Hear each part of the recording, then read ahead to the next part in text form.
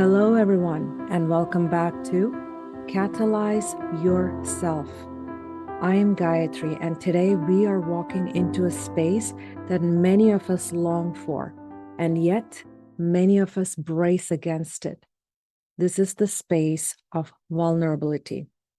There are so many of us who are not taught that vulnerability is true strength. Instead, we were taught that vulnerability is exposure. We were taught that it is risky, that it invites judgment, that it might be misunderstood, that it gives others too much power.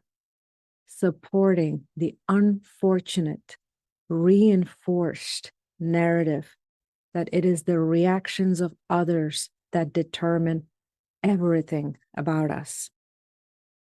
And so we armored up. We taught our nervous system to be afraid of vulnerability.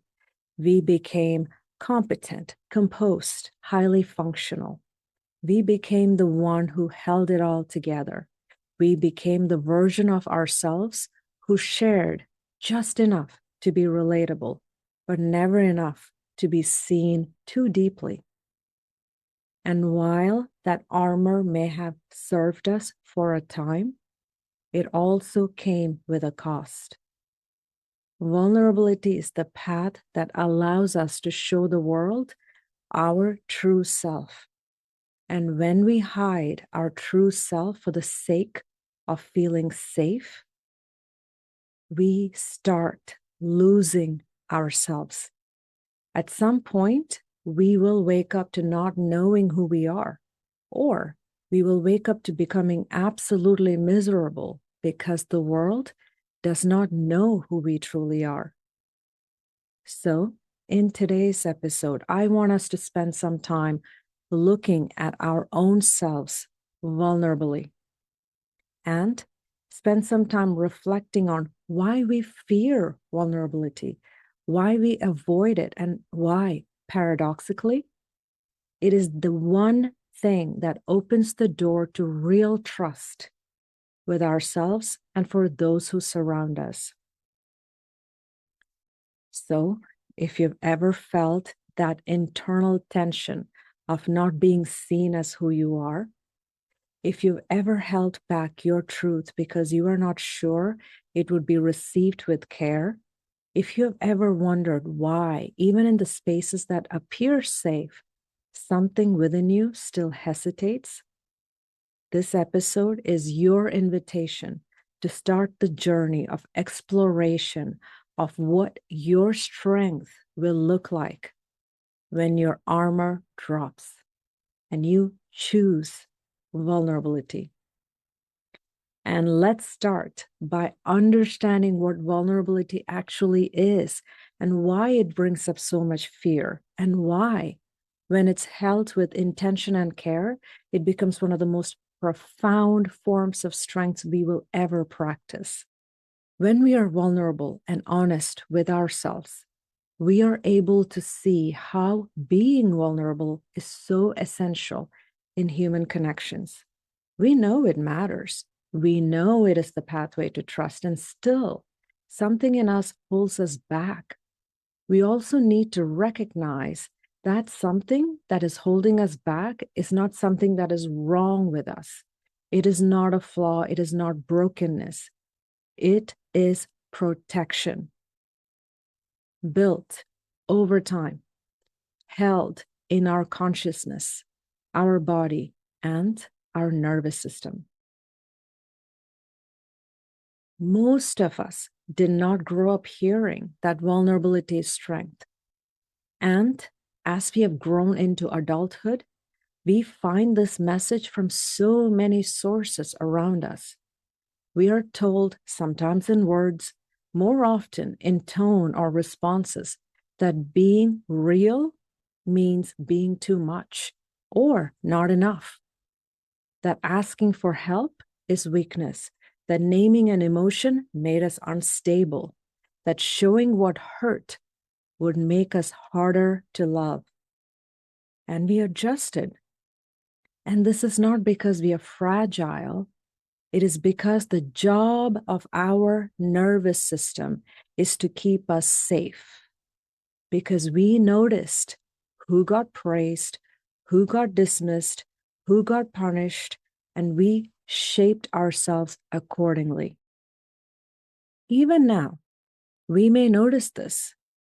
We may have done all the mindset work, all the reflection, and still vulnerability brings up a sensation that says, hold back. We go to say something honest and suddenly we feel unsafe. We find ourselves facing risk and we choose to edit ourselves. I reinforce, this is not because something is wrong with us. This is our body doing what it is trained to do, protect us from pain it once couldn't process or pain we were taught to anticipate in a very specific set of circumstances. Somewhere along the way, we learned that being steady meant sharing what is considered strong, going along with the acceptable narrative of our surroundings. That being credible meant being polished. That leadership, love, or belonging meant never shaking, never needing, never showing the journey of it all that could even be unpolished and messy. So we got really good at showing the version of us that is clear and composed. And the rest, we tucked it away. We put on a mask so the world sees our performance, not our vulnerable, true self. Vulnerability asks us to speak our truth without knowing how it will land, to share something tender without knowing how it will be received. To be vulnerable is to admit, I am showing you something and I cannot control how you will hold it, and I'm okay with that. And if you've been betrayed before, if our truth has been mishandled, misunderstood, minimized, then of course our nervous system will want to pull back. Of course we will overthink our delivery. Of course we will wait for the right time, because we are not just protecting our message, we are protecting our dignity. And this is also true. Many people don't trust vulnerability because of what they have witnessed or what they have practiced, which has not been vulnerability. What they have experienced or practiced may have been unfiltered emotional flooding. It's been disclosure without intention or presence. What we have to know and recognize is that vulnerability does not ask us to bleed on the table. It doesn't ask us to hand someone else our pain and say, fix it. It says, here is what is real for me. I'm not asking you to hold it. I'm simply asking you to see it. And if you see it, great. If you don't, that is okay too. Vulnerability, when grounded in self-leadership, is not self-abandonment. It is self-alignment. It is the moment we choose honesty over hiding, over putting on a mask, over performance.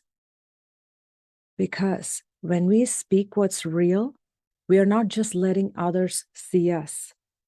We are seeing ourselves more clearly too. And for many of us, that is the scarier thing. Because to express vulnerability well, we have to name what we've been bypassing. We have to sit with the emotions we've been too busy to feel or too uncomfortable to feel. We have to witness our own tenderness and not run from it.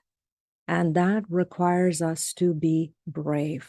That requires us to decide, I will not hide from this. because vulnerability holds the power to build trust, not because it is comfortable, because it nurtures human connection. Because when somebody is fake, when somebody is giving us a performance, we know it, we feel it. And when something is real, we feel safe because we can sense what we are giving and receiving is what it is. And that creates safety. And there's another element to all of this. When someone expresses vulnerability, when they speak honestly and stay regulated, they're not asking others to carry their emotions. They are demonstrating how they carry it themselves. And that is trust modeled. Because the more we trust our own ability to be seen, the more others trust that we are not hiding something important, that we'll show up not just with skill, but with honesty. And that kind of leadership, whether in families, friendships, organizations, becomes magnetic, inspirational, one that creates psychological safety.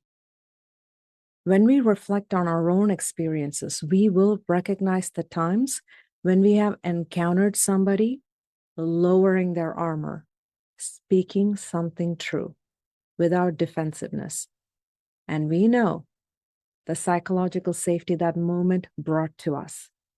Their vulnerability now encouraged us to open up our own. It became the moment we lowered our guard. It is the moment we realized this person is real, and that makes it safer for me to be real too. That's the quiet power of vulnerability. That is why it opens the door to trust, because it doesn't demand closeness. It just simply invites it by being brave enough to go first. And this bravery extends further in how we respond to the world's reaction to our vulnerability. Every single human being, including those we are surrounded by and that we are interacting with, are in different levels of evolution and growth. And there could be times when our bravery and courage is not met with the same, and that is okay. Vulnerability is not just about expression, it is also about what happens after and our internal boundary that must accompany it. And this is critical. Once we have chosen to speak from truth, from our alignment, from our authenticity, we cannot hand that truth over to someone else to validate, protect, or understand perfectly. Maybe the response we receive is judgment. Maybe the response is someone changing the subject. Maybe the response is discomfort, deflection, or downplay of what it means. And this is an important moment because if we do not remain in our presence, if we do not remain intentional, if we do not remain grounded in our authenticity and grounded in our boundaries, then one reaction can be the reason our growth halts. We shut the door. To this, I want to remind all of us, other people's discomfort does not mean our authenticity was not valid. Their reaction is not proof that we made a mistake. And it is not our job to manage someone else's emotional capacity just because we showed up honestly. Vulnerability is not a performance. It is not a contract. It is not, if I show you something real, you must respond with perfect care. It is a choice that we make to stay with ourselves, even if someone else cannot meet us there. When we are practicing self-leadership, we learn to hold that inner line. I shared from alignment. I stayed present. And what happens next isn't mine to carry. That does not mean we don't feel emotions when someone is unable to receive what we give. Of course we do. And we must recognize those emotions to name it, accept it, process it, so we can allow ourselves to let go of it. And that's when vulnerability becomes undeniable strength, not because of how it is received, but because of how we chose to stay with what we've expressed without retreating, without trying to soften it so someone else feels more comfortable. We get to hold our truth with dignity, even when others are not ready, even when they do not know what to do with it, even when they respond from their own fear or pattern. And with this, we are building trust within our own selves. Let's stay with this a little longer, because when we talk about vulnerability, it's easy to imagine it as one big moment, the big emotional reveal, the difficult truth, the major shift in a relationship or a team dynamic. In our real life, though, vulnerability shows up in such quiet ways, in the micro moments where we choose how we show up, especially when we are not sure of what is happening. Sometimes it sounds like, I do not know yet. I'm still thinking it through. This brought up something for me and I need a little space before I respond. Or it could be, here's what I've been carrying and I'm saying it now because it matters. These are not dramatic statements. They're honest ones. They come from a place that says, I'm not trying to prove anything right now. I'm trying to stay present with where I'm at in this moment, with what is true for me in this moment. In leadership, it's not the big speech that signals vulnerability. It's the willingness to name what others are already feeling, but are not sure they're allowed to say. It might be saying to a team, we made a few decisions very quickly, and I realize we've not had time to pause and check how that's landing for everybody. So let's take some time to dive into it now. Or to a colleague, I felt off in our last interaction. I didn't want to make assumptions, but I also did not want to leave it unspoken. It could be in personal spaces where it can be even more subtle. Sometimes it could just be us asking, can we revisit that conversation from earlier? Other times, it's just this, saying what we feel before it turns into a story. Speaking from clarity instead of letting resentment build. Letting someone know that a moment impacted us, not to assign blame, but to keep the connection open to evolve.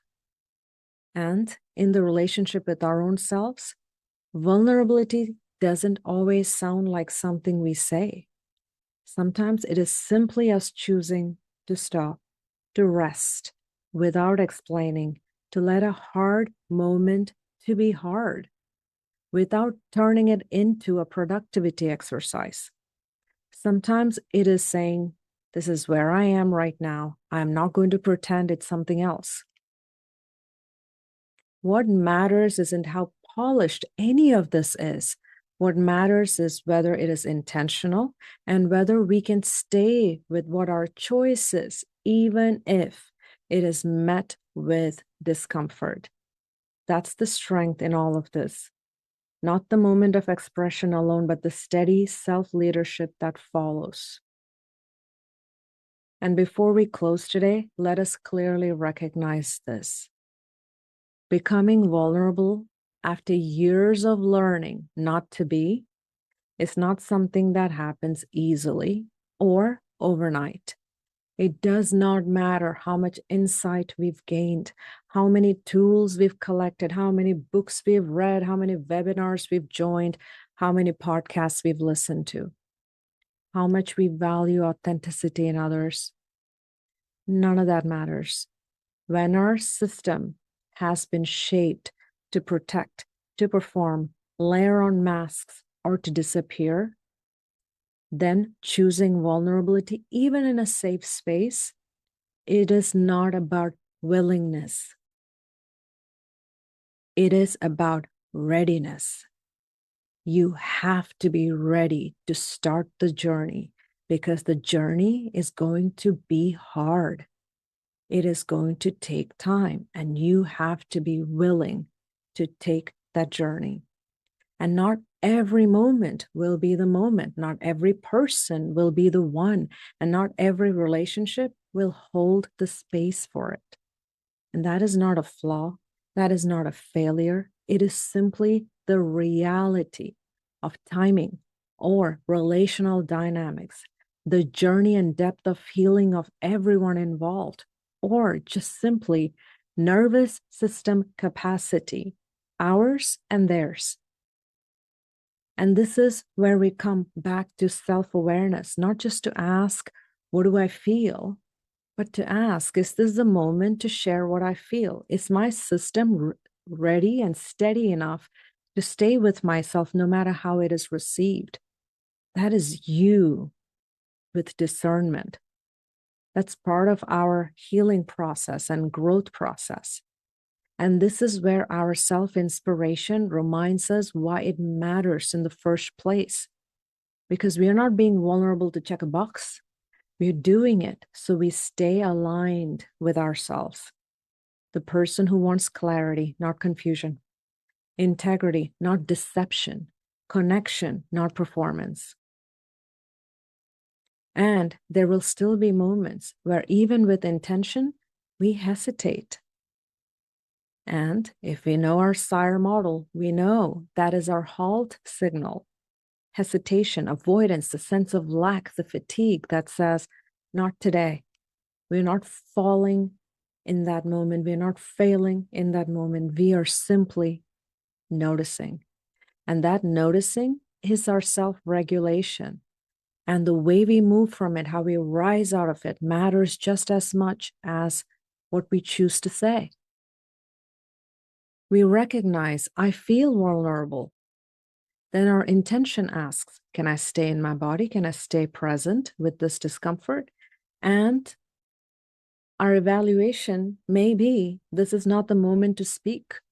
However, it is not the moment to abandon myself either, because staying aligned is staying authentic. And sometimes that shift looks like choosing to name something clearly and staying in the room.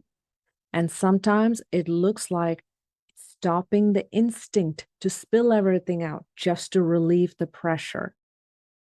It might sound like there's something I want to bring up, but I'm still figuring out how I want to say it. Or I'm noticing something inside me. I'm not sure. I'm not ready to share it yet. And that is vulnerability. Naming your edge, holding our line, and letting our presence be known, even when our full words are not ready.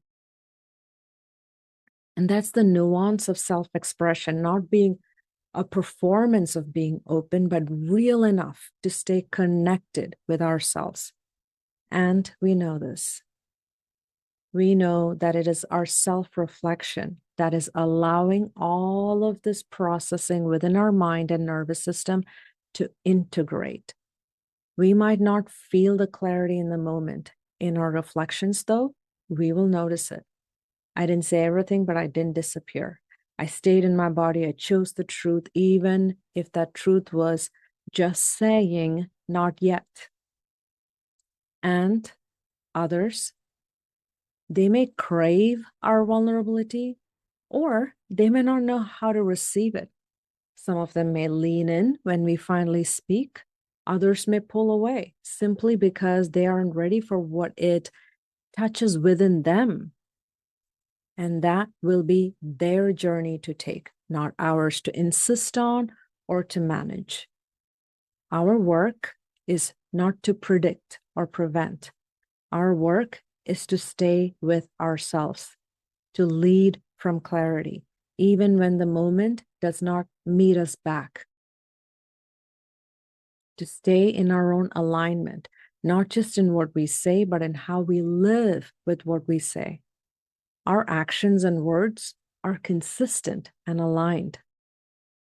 Because in the end, strength through vulnerability isn't about getting it all out.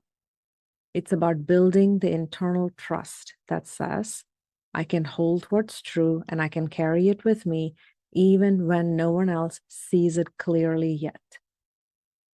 That's presence, that's power. And that's the kind of strength that does not shake because it's not waiting for someone else to approve it. And next week in episode 23, we focus on creating our reality. We'll take this one step further because once we've stopped hiding from ourselves, once we have returned to our truth, the question becomes, what do I want to build with this? If I'm not performing anymore, what reality do I actually want to live and lean into? Thank you for being here. I am Gayatri, and I'm so grateful for the time we shared together here.